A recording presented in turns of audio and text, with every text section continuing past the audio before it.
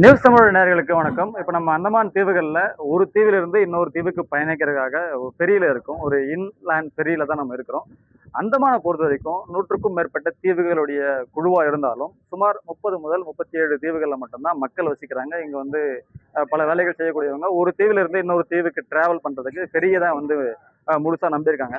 அவங்க கிட்ட வந்து நீங்க பார்க்குற விஷுவல்ஸ்ல வந்து பைக் எல்லாமே இருந்தாலும், ஒரு தீவுல இருந்து இன்னொரு தீவுக்கு கம்ப்ளீட்டா மூவ் பண்றதுக்கு அல்லது டிராவல் பண்றதுக்கு இந்த பைக் அவங்க யூஸ் பண்ணிக்கிறாங்க.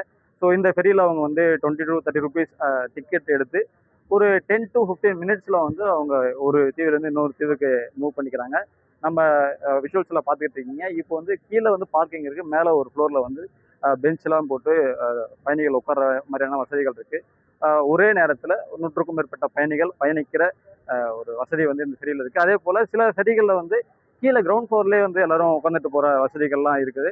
ஓகே. இந்த அந்தமான் தீவுகள்ல 2 வகையான ஃபெரிக்கள் வந்து இருக்குது. ஒண்ணு வந்து கிரவுண்ட் ஃப்ளோர்லயே எல்லாரும் உட்காந்து டிராவல் பண்ற மாரி இருக்கு. இன்னொன்னு வந்து ஃபர்ஸ்ட் ஃப்ளோர்ல உட்காந்து டிராவல் பண்ற மாரி இருக்குது. அதே மாரி இந்த ஃபெரியில இருக்கக்கூடிய ஸ்பேஸ்ல நெறைய டூ வீலர்ஸ், காரு இப்ப நம்ம பார்க்குற விஷுவல்ல வந்து கார் இல்ல. பட் இன்னொரு விஷுவல்ல நீங்க பார்க்கலாம். காரு, ஆட்டோ அப்படி எல்லா வெஹிக்கிள்ஸ், ஃபோர் வீலர்ஸுமே வந்து இந்த ஃபெரியில வச்சு அவங்க கொண்டு போய் மூவ் பண்ணிக்கிறாங்க.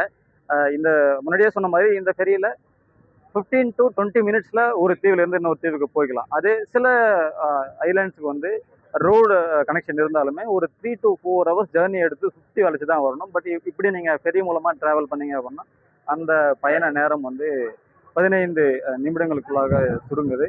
இங்க இருக்கக்கூடிய மக்கள் வந்து இந்த அந்தமான் வாழ்க்கைய எங்களுக்கு ரொம்ப எளிதாக்குற ஒரு விஷயமா இந்த ஃபெரி டிராவல் தான் இருக்குது.